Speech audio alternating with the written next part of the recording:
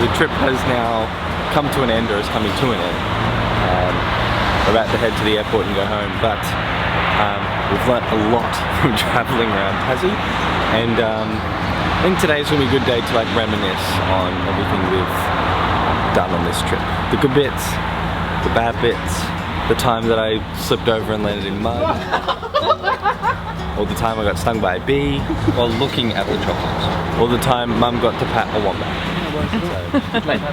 So it certainly has been a very good trip.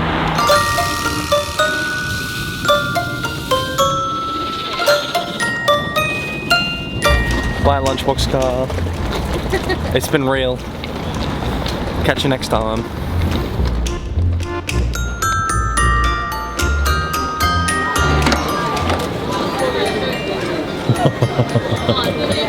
Yes. And we have 20.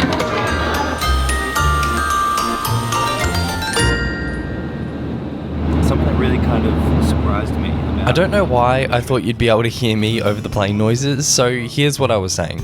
Something that really surprised me about Tassie is that I much preferred our time in Launceston over our time in Hobart. I'd been told by people who'd tripped in Tassie before that I would love Hobart, and that there was so much to do there. Yes, it was pretty, but our days in Launceston were much more full, and we had more opportunities to explore the country and meet the locals. My favourite day in Launceston was our spontaneous day in Devonport and Beaconsfield, where we simply pulled into whatever sparked our interest. The day started at a chocolate factory, went past a lighthouse, then came to an end when we got to meet some seahorses. Knowing what we know now though, I wouldn't stay exclusively in Launceston again. Although it was beautiful, we actually spent most of our time around Devonport and Mole Creek, so I'd much prefer to stay there somewhere to save travel time. We're staying. None of you froze to death.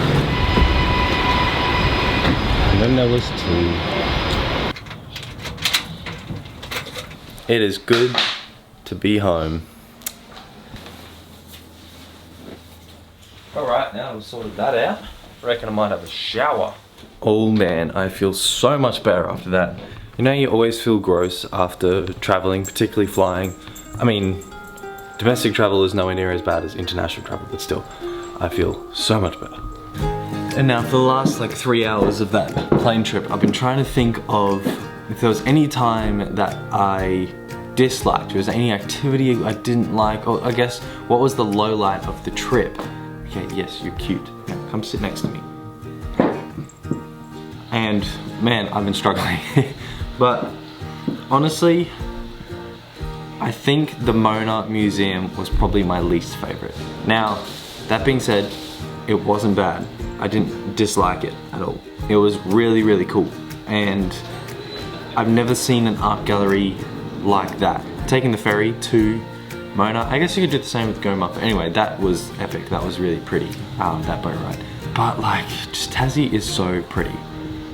And there's so many reasons for why you would go and visit Tassie. Like, you can go for, you know, all the food and drink tastings. You could just go for the nature and the wildlife, because honestly the wildlife there is nothing like anywhere else in the world. And then the landscape, like there was not a flat road in Tassie, which has its ups and downs. Like, it did kind of suck for driving. The roads weren't, you know, sealed 4-lane highways like they are up here, but it was just beautiful. There's so much to see, and I'm absolutely going back to do some of the treks down there because it's just beautiful. And if nature's not your thing, like the buildings and even like the convict history and all the heritage stuff, it's incredible how much of it there is and how much is like, not, one of the things I read, it's not restored, but it's preserved. But the trip was truly epic. If you haven't watched it, I filmed every single day. Please go back, watch it all, because it's hard to explain how awesome this trip was in just one short video.